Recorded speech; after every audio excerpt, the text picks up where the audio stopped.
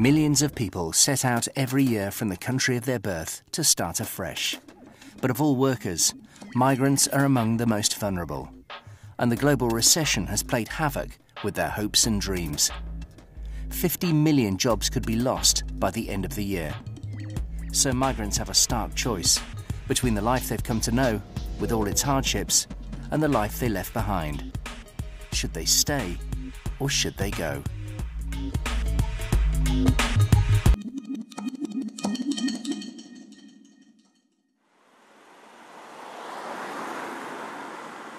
Anna and Mariusz Głód are the new generation of migrants. Like 500,000 of their countrymen, they took advantage of Poland's accession to the European Union in 2004, giving them freedom to work in the UK. 4 years later, almost 1.5 million Eastern European, or A8 migrants, had arrived. Dzień dobry, witam. Długo was nie widziałam. Co się stało? Worldwide, migrants will number 214 million by 2010, 3% of the world's inhabitants, up from 190 million 5 years ago. Polish people have become the UK's biggest foreign population. So increasingly retailers target that market. And reminders of home are just one of the attractions. W Polsce jest bardzo ciężko. Trzeba dużo pracować. In Poland, you have to work many hours to get good money. And here, just some hours before you have free time to do whatever you want. A przede wszystkim pieniądze są lepsze tutaj w Anglii niż w Polsce.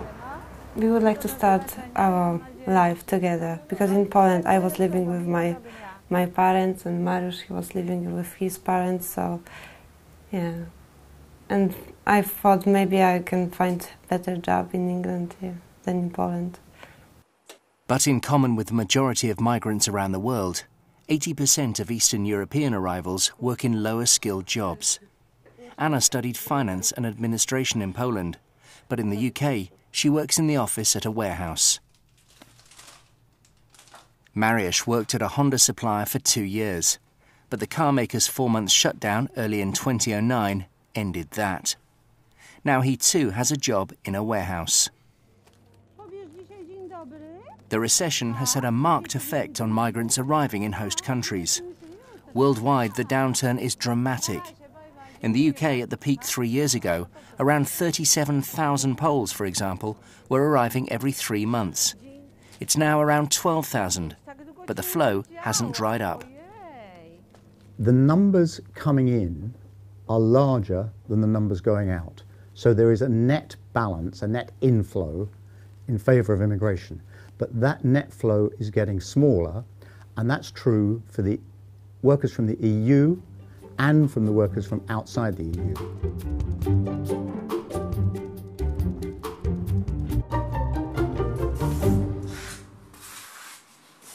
Chris Kalako came from Goa in southwestern India a few months ago. He lost his job with a travel agency there when tourism slumped. He set off to join his extended family in the British town of Swindon, armed with a Portuguese EU passport from the old colonial rulers and a vision of the future. My hopes. Firstly, I would love to take a good job.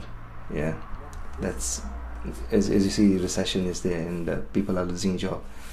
The first priority is to have a very good job, stable job. Then I have a house, and then bring my wife and my kid. Yeah, and give them a good life. It's very, very difficult. Every day in the morning I get up, go down to town, go down to the agencies, and when I go there, they say, at the moment we are very quiet, so it is very, very tough to get a job. Unemployment tends to be somewhat higher among migrants than the native population. For now, Chris has a temporary job and spends time helping his uncle Angelo. Angelo De Mello is a qualified electrical engineer, handy for helping his brother-in-law renovate his house. He too has more skills than he's being paid for. By day, he's arranging mortgages in a brokerage, and the recession has slowed business right down. So occasional evenings playing music are a welcome distraction for both nephew and uncle.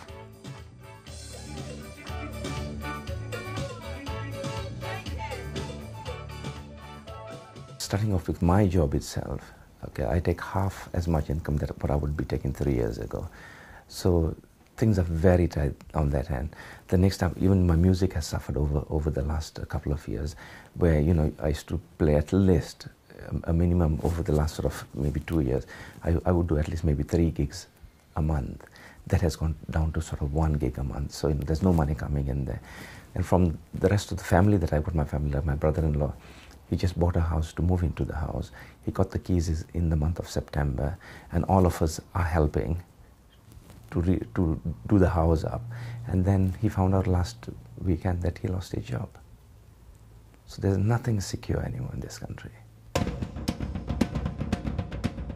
When Angelo arrived in Swindon in the southwest, it was called Britain's most productive town. It's home to Honda and a host of other big employers. And when the economy boomed, it attracted thousands of migrants who now form 10% of the population.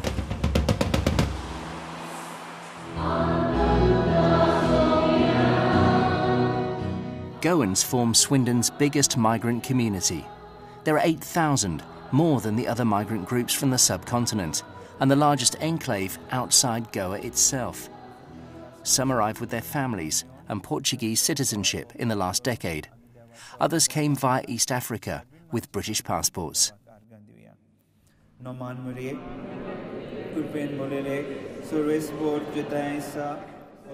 Konkani is their first language, but their second is English, which has helped Goans integrate into British society.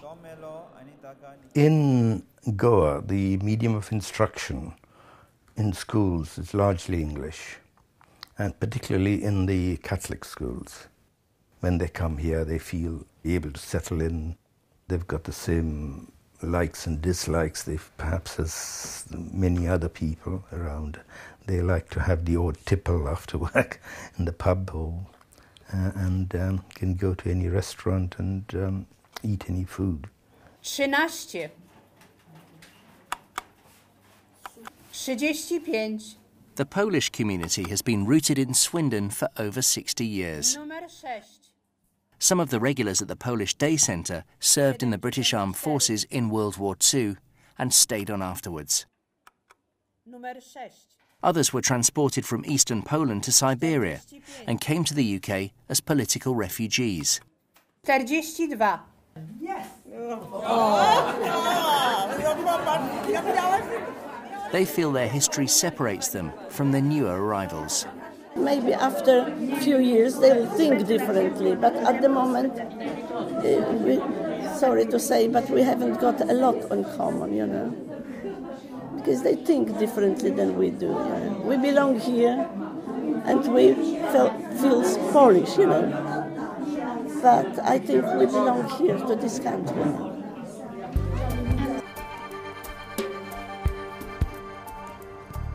The younger Poles have more choice about where they go. Take Zbyszek Lukasiak back in Warsaw. He's often prompted by economic motives and expectations about lifestyle. But in a recession, what will his next step be?